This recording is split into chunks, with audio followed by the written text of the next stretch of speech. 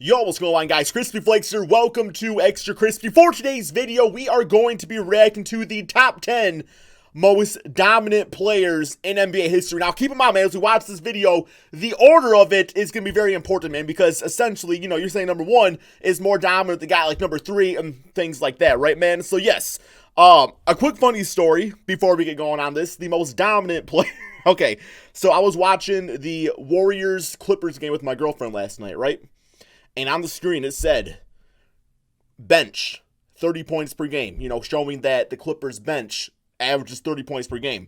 And my girlfriend, she's trying to learn the game with me and stuff like that, so, you know, I respect it. She said, wow, his last name is Bench. That's very unfortunate. So, yeah, man. Okay, yeah, let's go ahead and get going on this video. I thought it was funny. Welcome to Mixtape Videos. Okay. Today, we're counting down the top 10 players who were the most dominant in their prime. Should be top, These are probably the players top 2. that in their prime were simply unstoppable. The ones that if your life was on the line, you would choose them to play for it. Well, this list just got some stakes to it, man. And I ain't talking ribeyes, man. I'm talking like actual, like, you talking about my life is at stake here. Okay. I'm taking this list a lot more seriously now. Overall, not all of them ended their careers as all-time greats, but they were as great as any while in their prime. Number 10, Julius Erving. Okay, Dr. J, sure. His career is one of the most influential in basketball history. Top but 10, somehow though. we still find a way to not appreciate Dr. J as much as we should. Okay. In the 1972 season, Erving averaged 27 points, 4 assists, and almost 16 rebounds as a 6'7" small forward. Hell yeah, that's dominant. He was a very good shooter and a creative finisher around the rim. He never shot below 47% from the field his entire career. With those kinds of numbers, he earned himself a spot on this list. I agree with that. Number 9, Dwight Howard. Dwight Howard? Okay, okay. Dwight Howard, number 9, for the most dominant players of all time. Like, I understand. Like, I'm not one of those haters of Dwight saying that, like, he's been garbage, because, like, on the Orlando Magic, he was absolutely amazing. But to say he's the 9th most dominant player in NBA history, I better see Shaq on this list. I better see Larry Bird. I better see Michael Jordan, Magic Johnson, Oscar, Wilt. And I feel like there's a plenty others that I'm not even mentioning. You know, LeBron. Like, I can't think there's that many players that, like, number 9 all time? Really? Okay, let's hear it. We know that Howard is not the most beloved player now, but if you go back a few years when he was playing for Orlando, he was incredible, and everyone acknowledged it. He was getting compared to Shaq, and for good reason. In 2011, he averaged 22.9 points and 14.1 rebounds, shooting almost 60% from the field. Yeah, those are good numbers, but he was the best defender on the planet for 3 straight years. I put my life on the line, man, because Dwight will just start laughing about it, because he's kind of a clown like that. Including a 28-point and 26 rebounds performance, and most impressive of all, Andre Drummond just dropped 32 and 16. So, number 8, Kareem Abdul-Jabbar. Kareem at 8? You got fucking 7 players above a Kareem? Crispy Kareem? Oh my god. Get too early for this, man. It's too damn early for this. I'm gonna need you guys all to drop a like on this video for me, guys. I'm gonna need you all to drop a like on this video, man. It's too damn early for this. You know what? I'll come back later, okay? I'll come back later. We'll finish things. Whatever. I'll freaking charge through it. We often applaud Kareem for his consistency throughout his legendary career. For a lot of people, good defense, when they Bill. think of Kareem, they see him in a Lakers uniform or as Magic's sidekick. To a certain extent, that has come to overshadow his explosiveness and his best days. Ain't nobody called him Magic sidekick. With the most lethal and reliable move in NBA history, the skyhook, Kareem was the guy that you could just give the ball to in the post and he would get the job done. Okay. In his days as a Milwaukee Buck, he proved himself as You got his damn name, but you got Dwight Howard by Kareem, though. Like, the best scorers of all time, averaging 35 points while shooting 57% from the field. And a few years later, when the NBA started to keep track of blocks, he had his best season, averaging 28 points, 7 rebounds, 5 assists, and 4 blocks per game. That's it? His intelligence as a player on both sides of the court is almost unmatched. Number 7, Tim Duncan. Fundamental. This is the reason why. This man will literally show up to the game just wearing some baggy-ass t-shirt with some baggy-ass jeans, and he's going to hit about 20 bank shots on you in about 10 layups, and just like 3 of the most slowest post moves of all time, man. He's going to make every single damn shot. Then he's going to grab about, 13 rebounds, block you a few times, and beat you by 20 or 30, man. That's Tim Duncan right there for you, man. We say Kareem's IQ is almost unmatched. This one may be a some surprise slow ass for some stiff of you, dunk listen, going every time Tim Duncan is not necessarily underrated, but he sure doesn't get the credit he deserves for being clutch and extremely reliable in big games. For the entirety he wasn't of sexy his doing career, it. he played in a system that encouraged unselfish basketball and ball movement, and that obviously gave him a lot of success, but it also downgraded his numbers sometimes. But when he took over, he was unstoppable. In the 2003 finals, through 6 games, he averaged a crazy stat line of 24.2 points, 17 rebounds, 5.3 assists, 5.3 blocks, and 1 steal.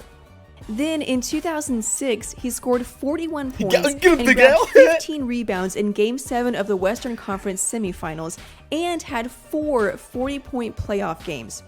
One of my favorite shots of all time right here. One of my favorite. Yep, game to I love overtime. this. That was his first 3 of the. I saw that live, man. I was so hyped up. I was just a little crispy flakes at the time. I mean, I wasn't extreme little. Like, I was probably an awkward teenager or something like that. I don't remember what year it was. Season. If that doesn't scream clutch to you, then nothing will. Timmy D is the greatest power forward that has ever lived. I agree. Number 6, Hakeem Olajuwon. Hakeem at 6. Hakeem was simply special. He had the best arsenal of post moves in Kareem history. at 8 is still disrespectful, he was athletic, and even though he didn't even reach the height of 7 feet, he dominated Ewing, Robinson, and Shaq every time they matched up in a big game. He recorded 2 quadruple doubles in the same month in March of 1990, when he had 2 games with at least 15 points, 15 rebounds, 10 assists, and 10 blocks. Oh my God. The dream in his prime was extremely close to That's being a damn nightmare. the GOAT. Number 5, Kobe at Bryant. 5? The Black Mamba at his peak was just on another level. He could shoot from anywhere and was the best defender at his position. He could just lay the basketball in with finesse or power dunk it over people.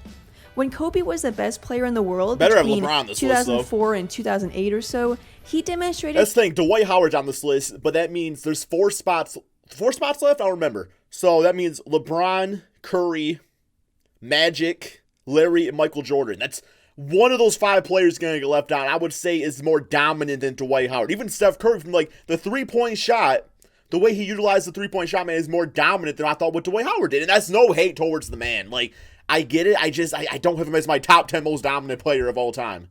Like, sure, you want to talk like top 20, top 25, just from sheer dominance? Sure. Or Shaq. Now, oh my God. I hope if they have Dwight Howard over Shaquille O'Neal. Oh my God. He wanted it more than anyone else.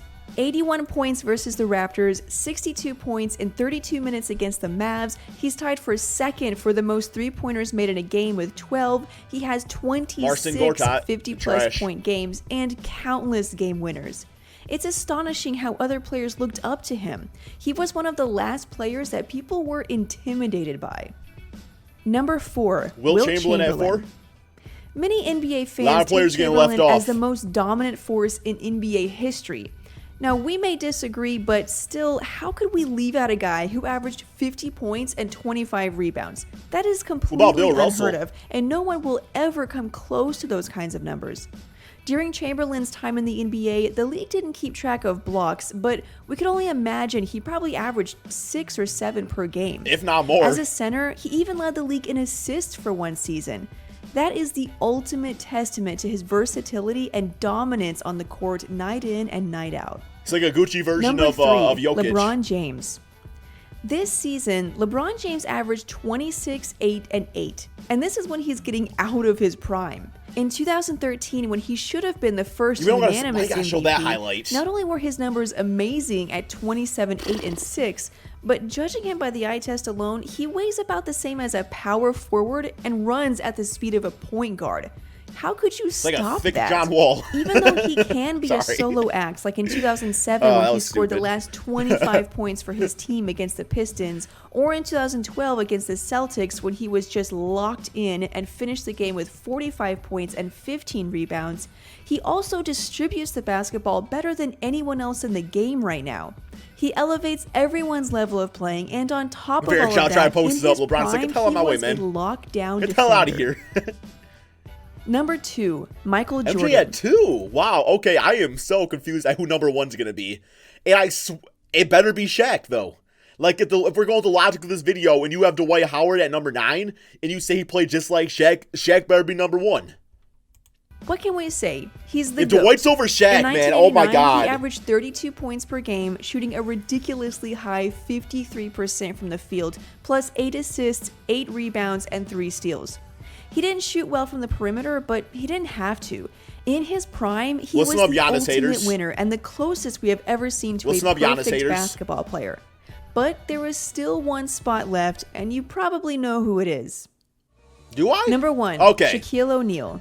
Remember little what redemption we're taking there. into consideration here. If you must win a basketball game to save your life, you take the most dominant, overwhelming force in the history of basketball. If my life's on the line, that means the person I'm playing against, their life's probably on the line. And all they're going to do is they're just going to follow Shaquille O'Neal over and over and over again. Like, they're just going to do that for the entire game. Like, if it's a life or death situation, right? Because you're going to go out there and exploit the rules. So, yeah, I'm going to take Michael Jordan over Shaquille O'Neal, I think. You know, Shaq is a great player, man. One of my most favorite of all times. But I'm going to take Michael Jordan over Shaq. It was unfair what Shaq was doing on a nightly basis out on the court. That's true. He was 7 feet 1 inches tall and weighed 325 pounds. Probably more than that. He had countless amazing performances, but his best one was probably his career-high 61 points on 68% shooting alongside 23 boards. His averages for the 2000 finals were 38 points, 16.7 rebounds, 2.3 assists, 2.7 blocks, and 1 steal, shooting 61% from the field. His free throw shooting might have been horrible, but he did everything else like no one He tried with his free throws too. Just got big ass hands. So what do you think of our list? Who do you think were the most dominant players in their prime? Let us know in the comment section, and make sure you... If there aren't any videos here, it's because your annotations are turned off. Oh, okay. You follow us on social media to join the conversation. I don't think annotation is even a thing anymore. And everything.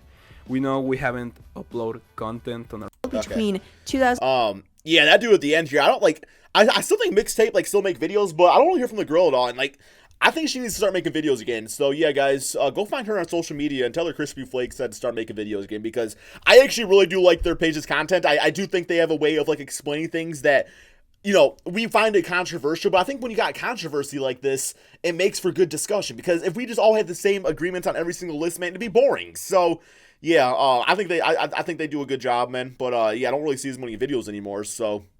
Maybe they're just kind of over it, too. That could always be a thing. But, yeah, guys, give me your most dominant player in the comment section below. I'm going to take Michael Jordan.